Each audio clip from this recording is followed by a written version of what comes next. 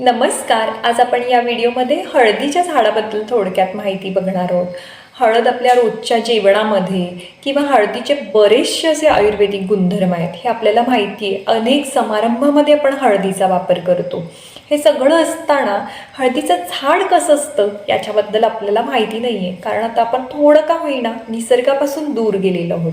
तर हळदीला फूल येणं म्हणजे हळद तारुण्यात आली आहे, हळद मॅच्युअर झाली असा त्याचा इंडिकेटर असतो. हळदीच्या झाडाला जर फूल आलं तर घाबरण्यासारखं असं काही नाही आहे. त्या फुलाला छानसा सुगंध असतो आणि त्याचा वापर हा औषध निर्मितीसाठी पण केला जातो. हळदीच्या झाडाला फूल येणं म्हणजे ती मॅच्युअर झाल्याचा इंडिकेटर आहे. ते आपल्याला असं सांगत असतं की आता माझी शाकीय वाढ पूर्ण झाली आहे, आता माझ्या कंदाची वाढ होती आणि ह्यावेळी कंदाची वाढ होत असताना त्याला फूल येणं हे अपेक्षितच आहे. तर त्याला घाबरून न जाता म्हणजे त्याची वाढ झाली आहे, ते मॅच्युअर झालं आहे हे आपल्याला तिथे कळतं आणि मग ते असं सुचवत असतं की आता माझा कंद पण पूर्ण झाला आहे, जर तुम्हाला हवं असेल तर त्याची विभागणी करून लावा. ही माहिती तुम्हाला कशी वाटली हे मला तुम्ही कमेंट करून नक्की कळवा.